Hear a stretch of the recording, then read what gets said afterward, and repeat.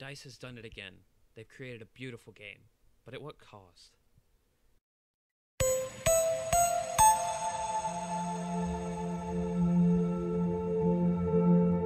story Catalyst tries to tell is a bland one. Most of the main campaign consists of Faith running errands that could be done by minor characters. There are a few standout missions, like my favorite, when you're stuck in a server room and you have to find your own way to the top. It really brings back the puzzle aspect that we all came to know and love from the first game. Other than that, and a select few missions, the story is very drab. Even the end boss fight is very repetitive and very easy to win.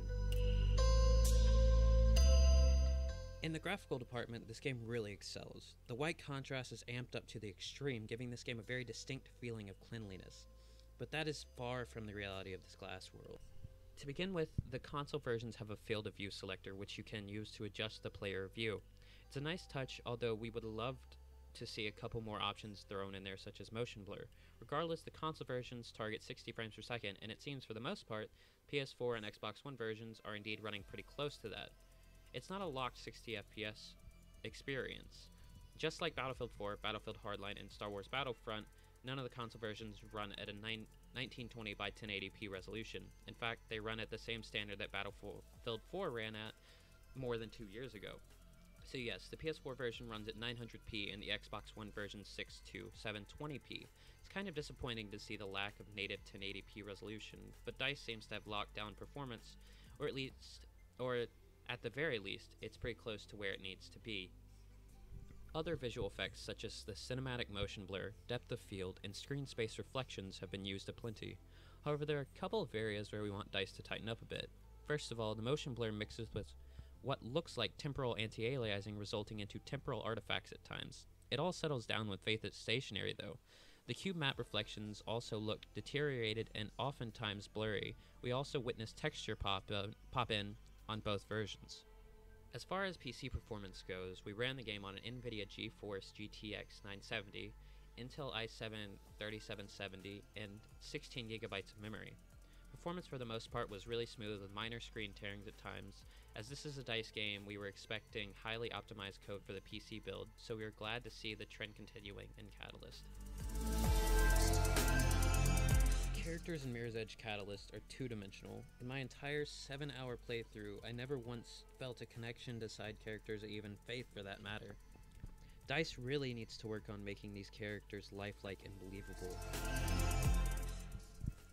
I'm not going to talk about the enemy AI for long, because they were just subpar and easy to beat. That's all I have to say about that.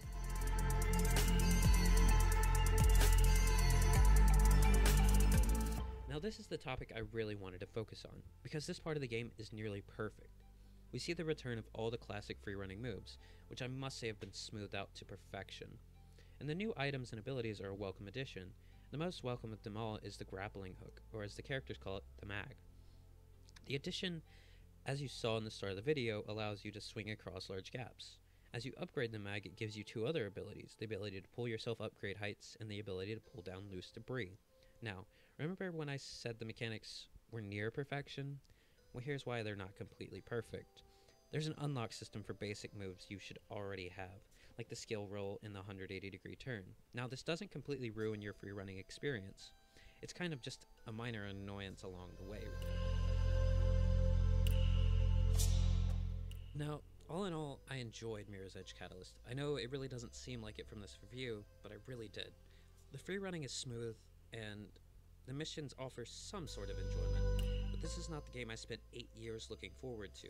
DICE could have done more than this. This could have been one of their best titles to date, but sadly they didn't even take that chance. They took the easy approach. I give this game a 7 out of 10 only for the polished nature of the game itself. As always guys, I hope you enjoyed the video. If you did, give the video a like, and if you didn't, give it a dislike, and I'll see you in the next one. Peace.